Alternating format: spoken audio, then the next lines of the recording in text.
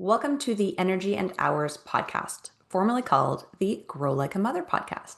I'm your host, Jill Wright, author of Happy, Healthy, Wealthy, and Wise, and creator of the Time Magic Seasonal Planner.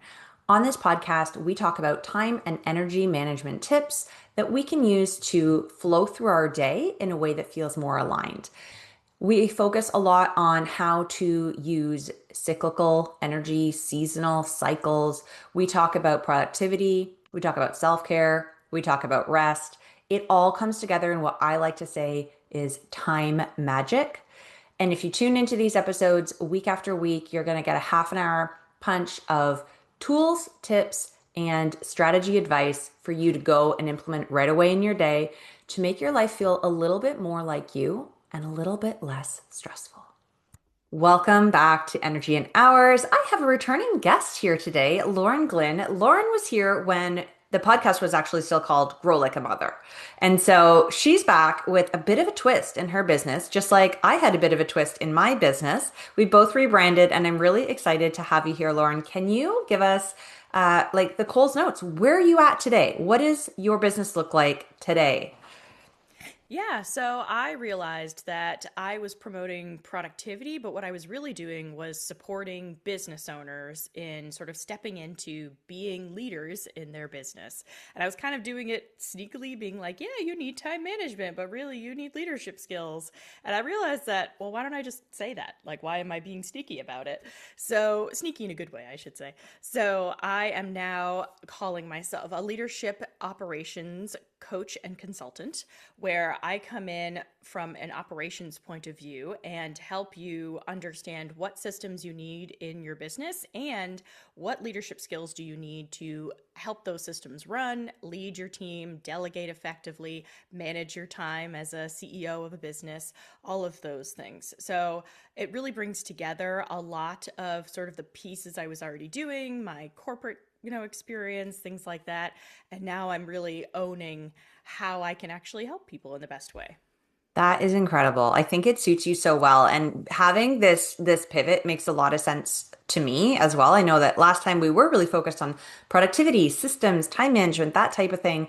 But I love this idea because so many of us are running businesses and we're not embodying that like the role of being the CEO of the business, especially if it's a part-time business, a side hustle, if we're doing it while we're still working at a full-time job, it can take a lot to shift our mindset into being the CEO and stepping into that leadership role. And if we're an entrepreneur, no one is showing us how. So thank you for being here and Right. showing us how. Well, I'm very excited to be here to talk about it. Yeah. Okay. So the topic that we're going to cover today is really exciting to me because I relate to it in a big way. And I feel like Hmm. most people listening are going to relate to this as well. And that is, I'm successful. Why am I so miserable? Yes, there's so many people that are feeling guilty about their success too. About I earned this. I'm supporting myself. I'm building this business, and I'm potentially making really good money. Why am I still so unhappy? So yes, I'm excited to dig into it today. Yeah, well, things can look good on paper, and they can look good online too, which is an interesting thing in this day and age is that you might not know from somebody's online presence if their business is struggling or even if their business is not struggling, maybe if they're struggling. So I think that's a big piece of the puzzle, but I'll let you um sort of give us an intro into how you see this come up for your clients and why it's a big deal. Yeah, so many of my clients come to me and they're trying to do everything still. Maybe they have a team already, maybe they just have a VA, maybe they have a couple of contractors that they're working with, and they're making decent money. They're probably supporting themselves from their business, or at least it's bringing in good side hustle money. And they still can't figure out how to kind of balance everything. They still feel like they're doing everything, even though they have these people that are supposed to be helping them, or they feel like they should be better at leading a team, leading a business, and they just can't kind of get a foothold. They can't figure out what that piece is that's missing. I had a client, Yvette, come to me who is a very successful HR strategist. She had a bunch of clients that were with her every month. She was providing fractional HR support for them, and she couldn't get out of her own way, right? She couldn't figure out what the problem was. She had an assistant, but she felt like the assistant wasn't really doing a great job. She didn't really get it. She would always say, she's like, she doesn't get it. She doesn't follow through. And I'm like, but are you explaining it? Like, are you, she's not living in your head. So are you explaining what it is that you want her to get, how you see things, what's important to you, how your business is supposed to run? And she was like, well, no, she should just understand. And I'm like, that's not how it works. You're not hiring like Miss Cleo, like a psychic to come in and work in your business. You're hiring a person with a specific skill set, and your responsibility as the leader is to help them understand what they're supposed to be doing, what the priorities are in your business, what's important for them and for you, and to just bring someone in and kind of throw a bunch of sticky notes at them, which is what she was doing, and expect them to just kind of roll with it is not fair. And it's not fair to hold that against your assistant when they're not getting it. So many business owners, especially on threads I see, are posting, I hired a VA, but it's harder. I feel like I'm spending more time explaining things and they're just not getting it. And it's because they haven't taken on that leadership role of really owning the bigger picture of their business and owning, explaining all of it and getting all of those details out of their heads. Yeah, this makes so much sense. I have two thoughts. The first one is it takes effort to make things run smooth. Like you have to put the work in the beginning to enjoy the fruits of your labors later. Like it does take some work. It's like when people come to me, they're like, I don't have time to learn time management. I'm like, yes, I understand that. That's why we need to, right? It's the same thing. I don't want to put the work in. This VA or whatever situation is supposed to take the work away from me. Yes, eventually, but you can't snap your fingers and expect that to happen. The second thing that I thought of when you were explaining that particular situation was like, when help isn't helpful, then we give up. Then we're like, it's fine, I'll do it myself. Like then we lose that skill of delegation, we get out of practice, and we cycle back and revert to what I see a lot is that people won't ask for help because it's like, quote, easier to do it myself. And Yep. then they get buried. Is that something you see a lot? Constantly. Yeah. A lot of my clients fall into that same trap where, oh, it's just easier for me to do it myself. Those exact words, I'm sure you know. Um, it's just easier for me to do it myself. It takes too much time to explain it. And like you said, yes, it takes more time in the beginning because you're getting that person ramped up and ready to go. But the eventual payoff is that then you get that time back. You get the space to be that CEO, to be that leader of your business, and you're not constantly doing all of these little things that don't require your zone of genius to do. You need to be preserving your time, energy, and focus for the things that only you can do in your business. And it's important to understand that that is our ultimate goal, but it takes time, like exactly like you said, it takes time and energy and effort to get there in the beginning. And you can do that before you hire someone. You don't even have to wait until you're ready to hire or until that person starts to do that. When I hire my VA, I specifically made sure that I was writing out all of the processes, how I do things, what are the systems that I use, what are the steps that I do. And there's some really easy ways to do this nowadays. You can record yourself in Loom or in Descript and narrate exactly what you're doing and drop it in AI, and it can write out an SOP for you. Like this does not have to be a big lift, but you have to put in some energy up front in order for the person that you're hiring to be successful, and then expect some time for them to ramp up. Even if I hand someone an SOP when they walk in or even a recording, they still have to learn it for themselves. They have to do it a few times to understand it. And then hopefully they'll come to you with ideas and say, actually, I think we could do it this way and make it better. And that's why you hire experts, because they're going to be better at those types of things than you probably, and have opportunities for you to save their time so that they could potentially be doing even more for you in your business. So it's a cycle that pays back in time that you get back.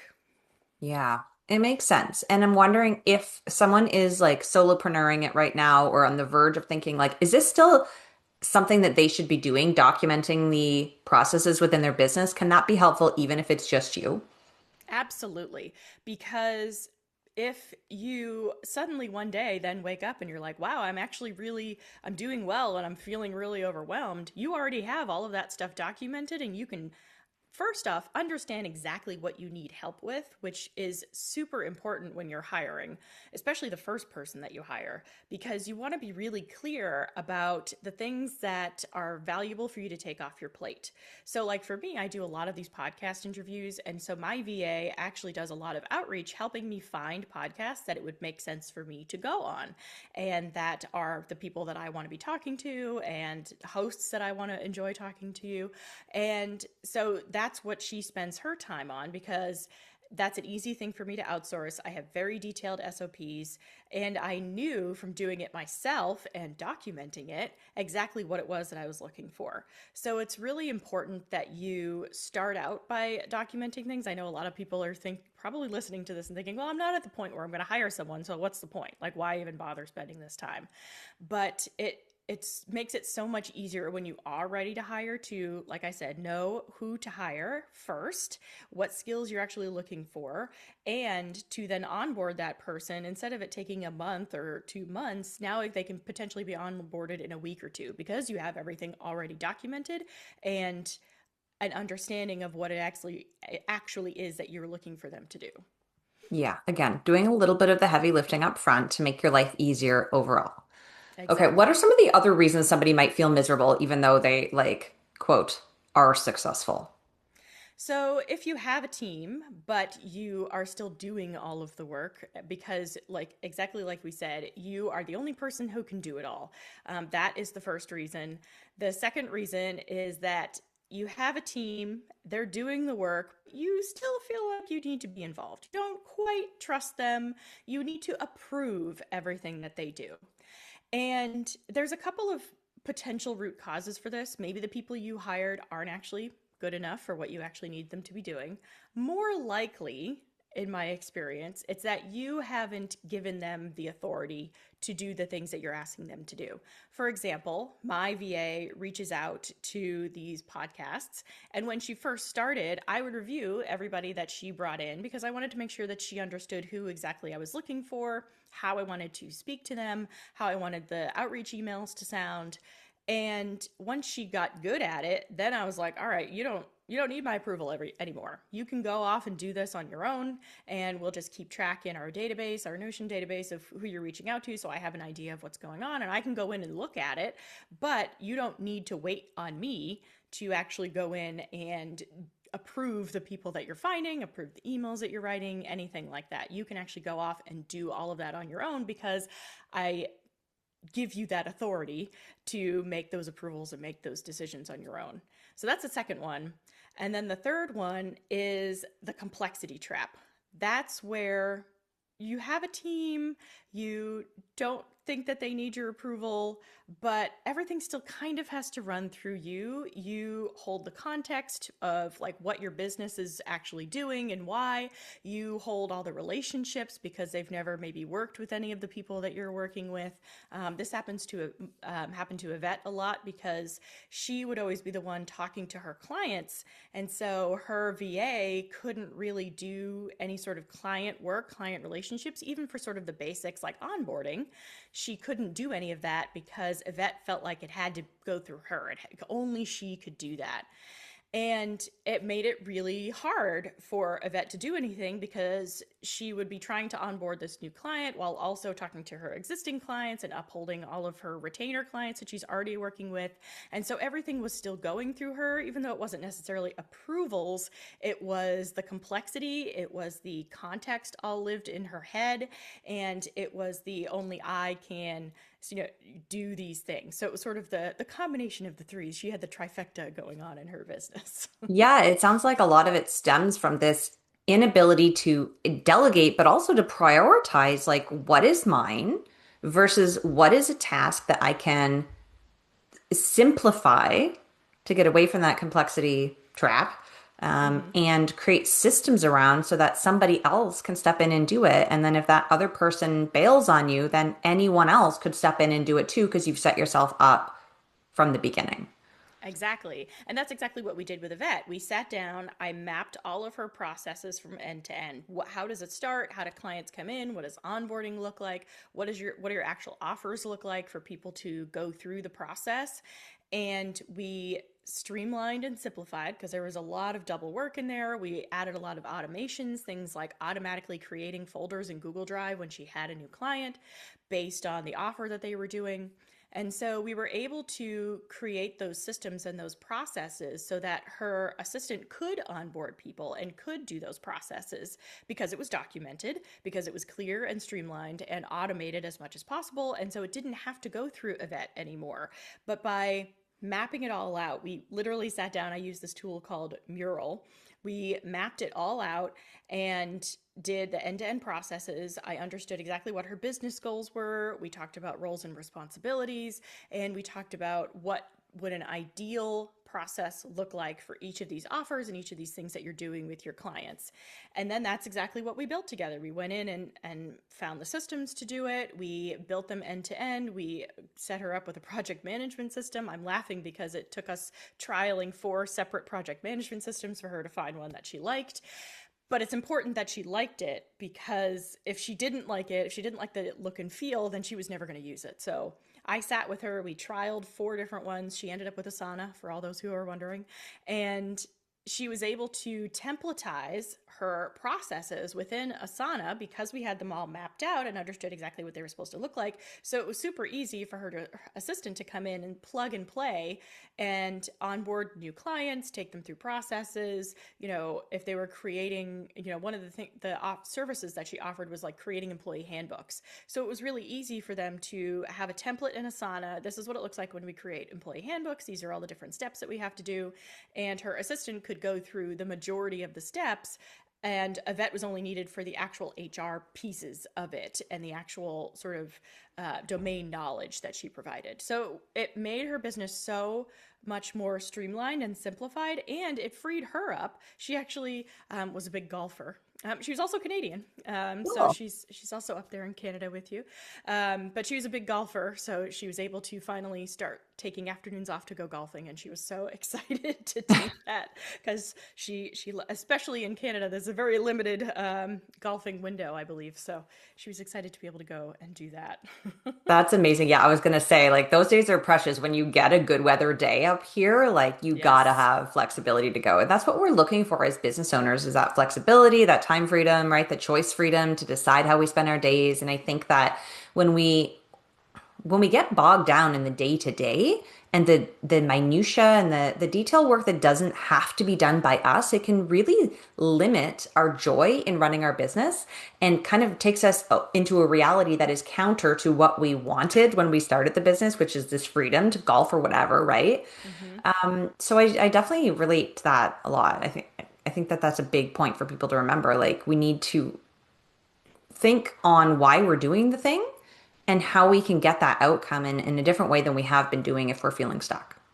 Yeah, and that's one of the biggest things that I actually work on with my clients. Is the first thing we talk about is like, what does your ideal business look like? How many hours are you working? What does your calendar look like? How does it feel to run this ideal business? And a lot of people are like, well, we're talking about operations and leadership. Like, what does that have to do with anything? But it's the core of what we do. Because if you don't understand what you want out of your business, it's really hard to build it. It's hard to make your business run and look that way. And so that's exactly what we start with. What do you want your business to look like? Do you want to be able to leave to golf in the afternoons when it's a really nice day? Or do you want to be able to take, 6 weeks off in the summer? That's a dream to me as an American, but take 6 weeks off in the summer. Do you want to be able to work from anywhere? Like, what is the thing that is driving you owning your own business? And then we work backwards and say, okay, what does the business need to look like to get you to that point, to that goal? And what systems do we need to build? And then how do we need to develop your leadership skills for the people around you? Even if you don't have employees, even if you just have a contractor or two, even if you're just collaborating with someone. I was reading on Thread, someone was talking about, oh, well, I'm looking for people to help me. And I said, well, have you developed your leadership skills? Like, do you know how you want to work with them? And they were like, oh, well, I'm really just looking to collaborate with them. And there's still leadership skills required for collaborating with other people, for bringing people into your business, because you need to understand how you're going to prioritize what you're asking them to do, like what the projects are that you're working on them with. How do you articulate the value that your business provides? And how are you going to manage your time in working with this other person? What are the requirements that they're looking for from you in order for them to be successful? And how are you going to manage yourself to be able to provide them with what they actually need? So even if you don't have traditional employees or even regular contractors, if you're still hiring or working with other people, you still need to be able to have those leadership skills to make that partnership effective. Yeah, I'm seeing that a lot. 2026 is kind of the year of the collab for me Mm-hmm. specifically, but I'm seeing it everywhere. And um, as I'm coming into these relationships with people who I maybe haven't worked with before, it's a lot deeper and more in depth to work out the details than I expected initially. And I think that that is a piece that some people miss when, you hear in on the podcast and on socials, like, oh, collaborate, collaborate. You borrow audiences and you'll gain experience and all of the wonderful things that come with collaboration. But it's more in depth than people necessarily realize. And unless you can be the leader of your business and show up and say, this is what I bring, this is what I need, here's where the synergies are, then you could partner with anyone and waste a lot of time and energy and not come out with something that's actually beneficial to your goal. And coming back to the original point is like you need to know what you want your business to be. So I love that. One thing that I'm curious about, like, how do people step into their role as a leader? Like, if even if you're listening and you're not a business owner and you're a parent or you're someone in the community or you're a leader in your family, without, kids, but you've got siblings and aging parents or whatever, we all have an area in our life where there is an opportunity for us to be in a leadership role. And that can feel a bit sticky for some people. We can shy away from it. And I just wonder, do you have any tips that you could give the listeners on, like, where to even start if this feels hard for you? I would suggest that everyone figure out what their sort of value is. And that sounds a little harsh, but it's more like what do you bring to the table? What skills do you have? What do you enjoy doing?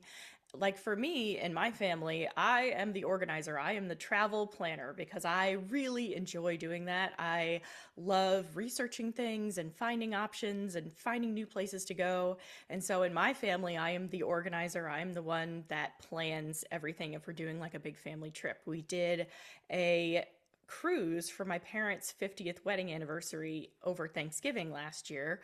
And I could see that my mother was struggling, right? She couldn't really make any decisions about the wedding. She didn't really know what she wanted. She was even having trouble like choosing a dress, and she didn't know like what cake she wanted and everything. And I saw that and I was like, well, do you want me to take it over? And I offered. I didn't just step in and do it.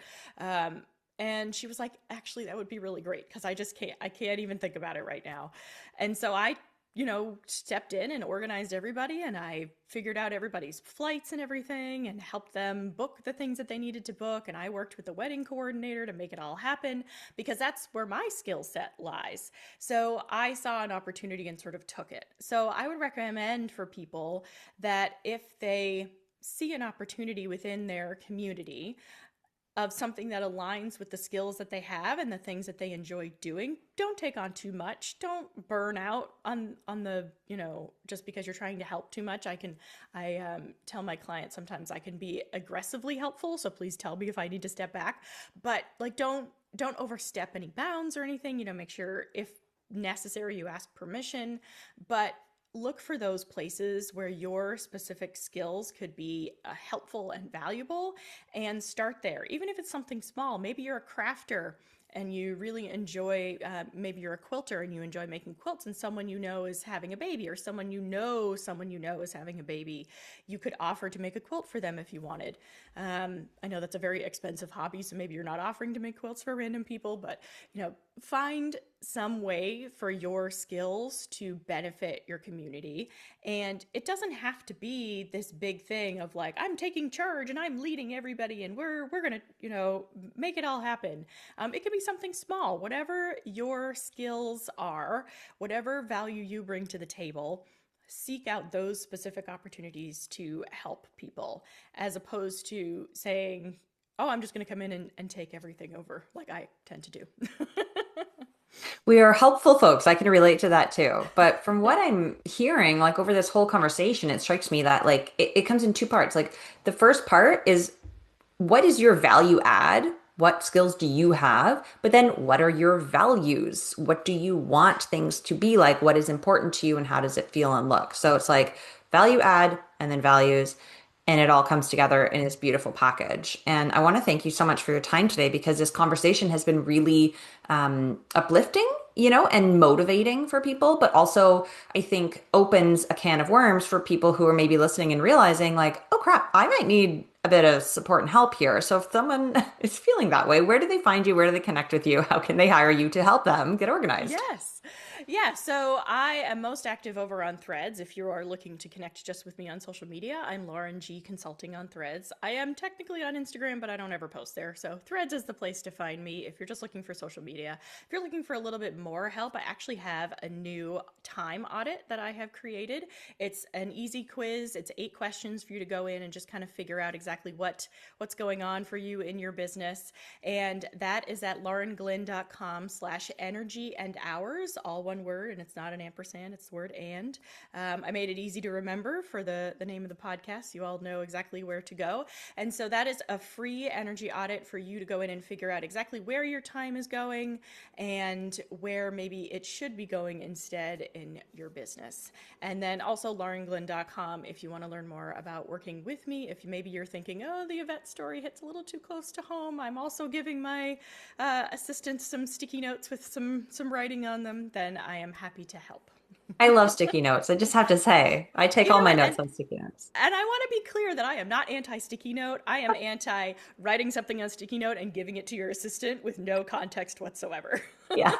Yeah, I'm with you on that one. Okay. Well, this is amazing. And thank you for that free time audit quiz. I am going to make sure we link that as well as your socials and your website in the show notes so people can go check that out because I think it's really valuable. And I encourage everyone to go and see because what is the harm in figuring out if you can identify quickly a couple of areas where things might need some tightening up? That is a gift. So thank you for Yeah, that. of Um, course. yeah. Thank you to everyone who is still with us listening. This has been a really great conversation. I think I've learned a lot. I hope the listeners have learned a lot too. And Lauren, before we go, is there anything we didn't cover or any last piece of wisdom you'd like to impart on the audience today? I think I just want people to know that being the CEO of your business doesn't have to be a scary thing. It's important for you for whatever success looks like in your business, whether it's building a big empire, whether it's just having an easier life, making good money. Being the CEO of your business doesn't have to be a scary thing. Don't let all those terrible corporate CEOs sully that word for you. We can take that back for ourselves as business owners. Yeah, I love that. Thank you. It can be much more accessible and like feminine and not as scary Yes. um, as we may have been led to believe. So thank you for that Yes. reframe. Love that. All right. That is it for today. And until next week, keep on growing like a mother.